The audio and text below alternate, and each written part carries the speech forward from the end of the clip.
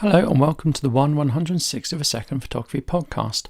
Again, strange weather in England. It's been incredibly hot recently in March, and now we've got sleet and snow showers going on at the moment. So you might be able to hear just in the background some sort of rain, sleet. I do apologise for that. Maybe not the best time to record a podcast, but that's what I'm doing anyway.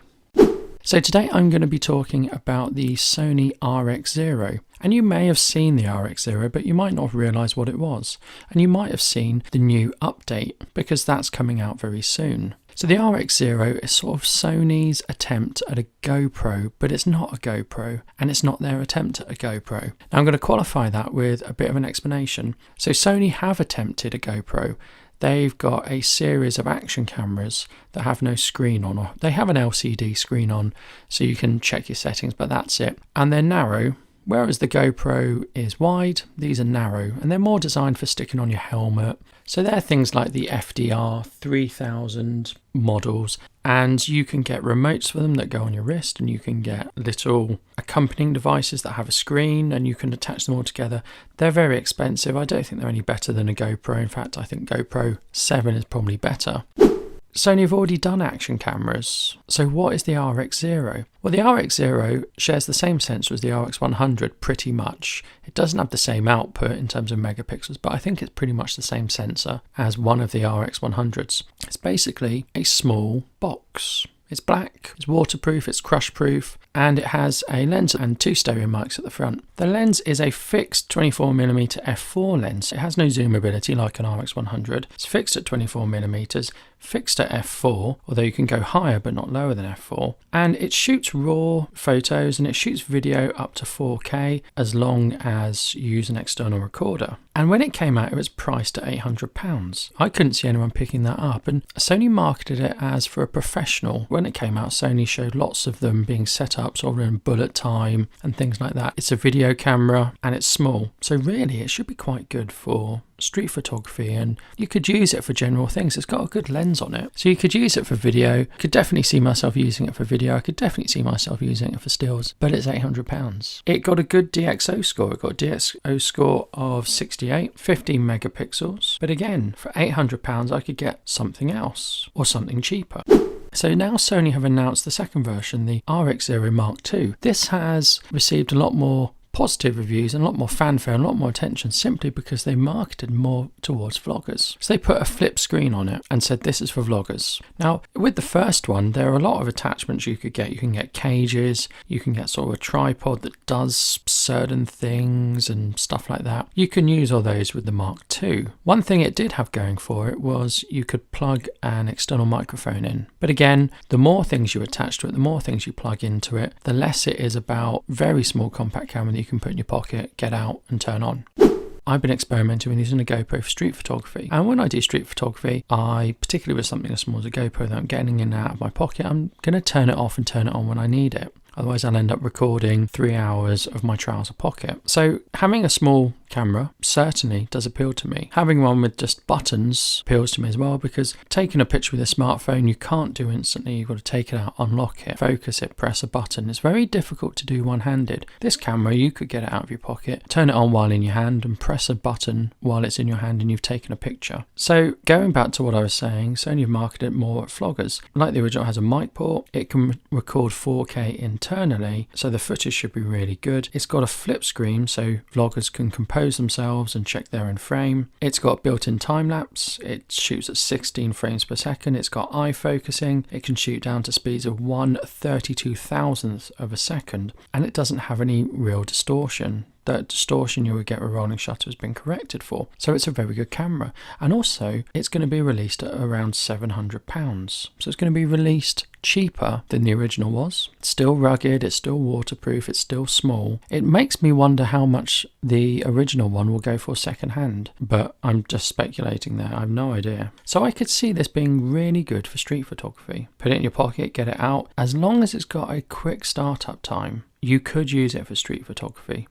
Other cameras, compact cameras, and my Fuji X70, I could leave it on and I could, have it dangling around my waist on a strap. I could leave it on, bring it up, take a shot. This is probably too small to leave dangling around your waist. It really is designed for a pocket in my opinion. Now, it's very similar to the RX100, as I've said earlier. The RX100 though, while I think it is a very good camera and all the iterations of it are very good cameras, it is a little bit slow to start up, and it's certainly something I wouldn't want to take out in not just an extreme, and I wouldn't want to take it out in an extreme environment, but I wouldn't want to take it out anywhere where it could get damaged. So it has a protruding lens. This RX0 doesn't. The lens on the RX100 could easily get damaged.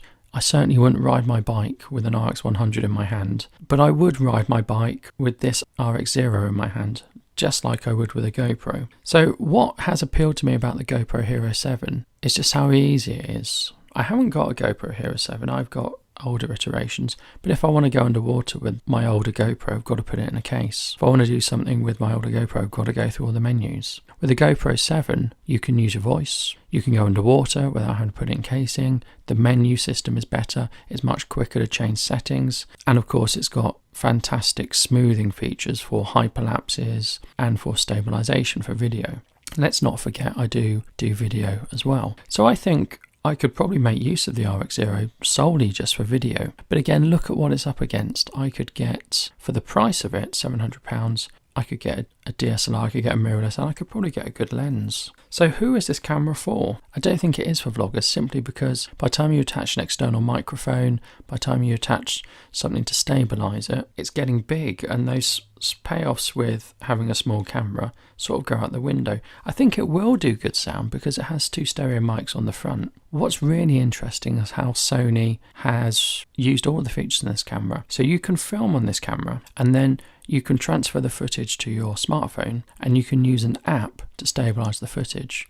I think that's amazing. You can turn on stabilization after you've filmed it. That's incredible. So the app support is really good for it, but then pretty much every product that comes out is getting good app support at the moment. One downside though is whatever you recorded it in is always going to output at the lower frame rate of 1080p. So if you record at 4K, it will output stabilized at 1080p. I don't think that is in any way a problem. 1080p is fine, despite what a lot of people say. I'm more than happy with 1080p. I only watch things in 1080p because I don't have a 4K telly. I don't know when I'm going to get a 4K telly, or if I ever will get a 4K telly, who knows. So it's certainly an interesting proposition.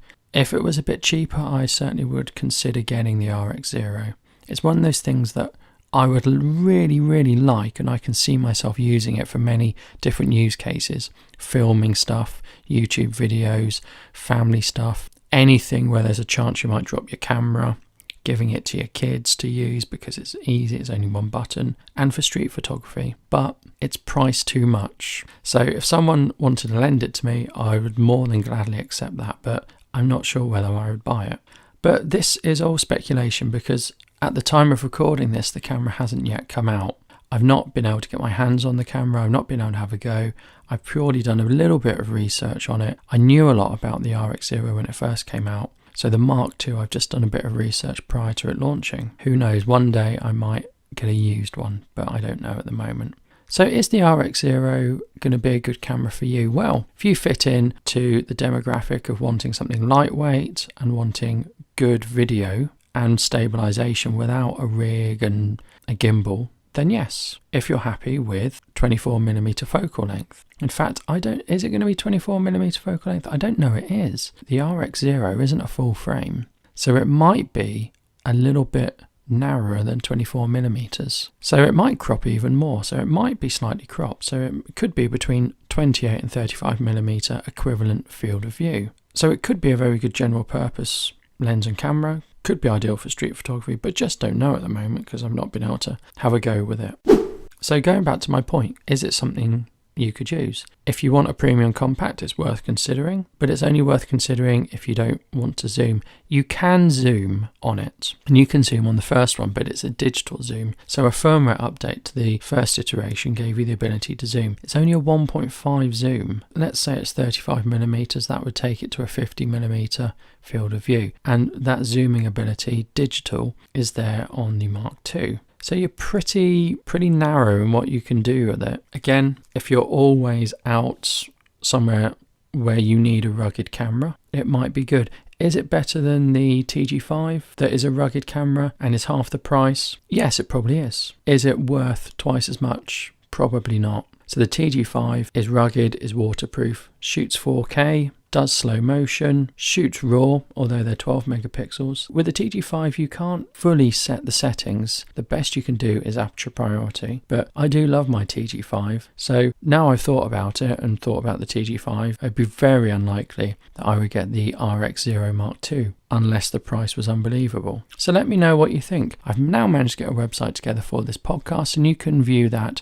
at 160spp.com. And you can find all the old episodes there, and if I have any images that I want to show connected to an episode, then I'm going to put them there. I do apologise, it has taken a long time to get that website up and running, but it's there now. Don't forget you can join the conversation on Twitter and Facebook. I'd also appreciate it if you could find the time to leave a review on iTunes to help really promote the show to other photographers. Thank you. Goodbye.